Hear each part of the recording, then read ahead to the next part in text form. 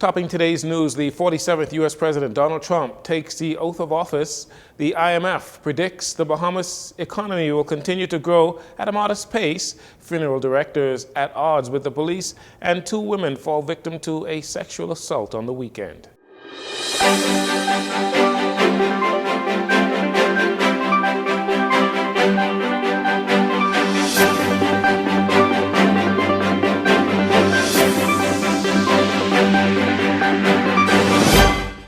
This is your JCN Evening News. I'm Jarino Saunders. Thank you so much for joining us. Today, the United States received its 47th president as Donald Trump was officially sworn in during the country's 60th presidential inauguration. The presidential oath of office was administered by Chief Justice Robert. Please raise your right hand and repeat after me. I, Donald John Trump, do solemnly swear. I, Donald John Trump, do solemnly swear. That I will faithfully execute. That I will faithfully execute. The office of President of the United States. The office of President of the United States. And will, to the best of my ability. And will, to the best of my ability. Preserve, protect, and defend. Preserve, protect, and defend. The Constitution of the United States. The Constitution of the United States. So help me God. So help me God. Congratulations, Mr. President. J.D. Vance was also sworn in as U.S. Vice President. During his first address to the nation, Mr. Trump said the golden age of America begins right now. From this day forward, our country will flourish and be respected again all over the world. We will be the envy of every nation, and we will not allow ourselves to be taken advantage of any longer. During every single day of the Trump administration, I will very simply put America first. Our sovereignty will be reclaimed. Our safety will be restored. The scales of justice will be rebalanced. The vicious, violent, and unfair weaponization of the Justice Department and our government will end. And our top priority will be to create a nation that is proud, prosperous, and free. President Trump said he returns to the presidency confident and optimistic that America is at the start of a thrilling new era of national success, despite the many challenges the country faces. Almost 85 years after his death and 102 years after he was found guilty, outgoing U.S. President Joe Biden pardoned Marcus Garvey, the political activist and Pan-Africanist.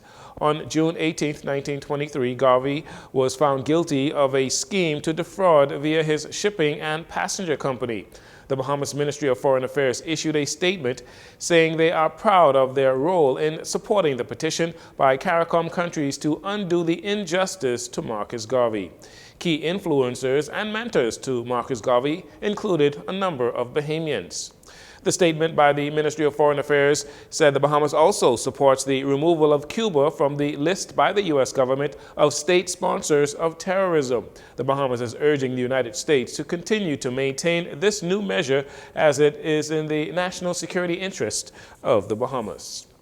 Police investigators need your help in tracking down 2 men. The first of them, 39-year-old Letario Sergio Mizik, a.k.a. Sergio Smith. The 39-year-old is wanted by the Criminal Investigations Department for questioning in connection to a recent murder. Mizik's last known address is Spruce Street, Nassau Village. He stands between 5 feet 8 and 5 feet 10 inches tall and is of slim build.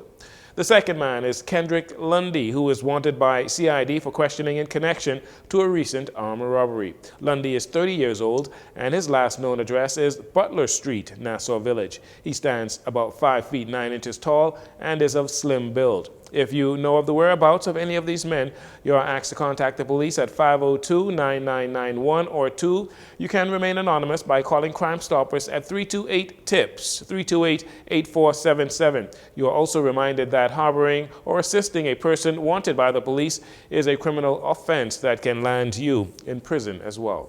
And finally, in this segment, more than 700 participants from the Public Service Professional Engagement Program, or PSPEP formerly known as the 52-week program, are now permanent and pensionable public servants. Labor and Public Service Minister Pierre Glover says it is part of the Davis administration's move to modernize the public service. This month, 725 participants from the Public Service Professional Engagement Program, also known as PSPEP, formerly the 52-week program, received their letters of confirmation confirming their status as public servants, as we in the Ministry of Labor and the Public Service delivered on the promise to confirm the employment status of all eligible participants of this program. The practice of unfairly keeping 52-week participants in perpetual limbo left hundreds of participants without job security and benefits for extended periods, and that has now officially come to an end. It is past time for this situation to have been addressed, and in particular, as our Davis administration modernizes the public service and streamlines these inefficient processes, which includes tapping into our PSPEP's potential to transform the government's approach to recruitment and onboarding for the public service. Glover says they are fixing the problems within the system. She also speaks to the benefits of becoming permanent and pensionable. And that allows them to gain access to benefits like health insurance in some instances, as well as access to financial institutions if they want to access borrowing. And of course, there are people who we would have heard have been 52-week program participants for over 10 years in some instances. And so we just simply could not allow that practice to continue. The days of people on this program waiting years to be confirmed is now over. And PSPEP participants have absolutely responded positively to this news. That was Labor and Public Service Minister Pierre Glover. You are listening to JCN News. We'll take a break here. We'll be right back following these commercials.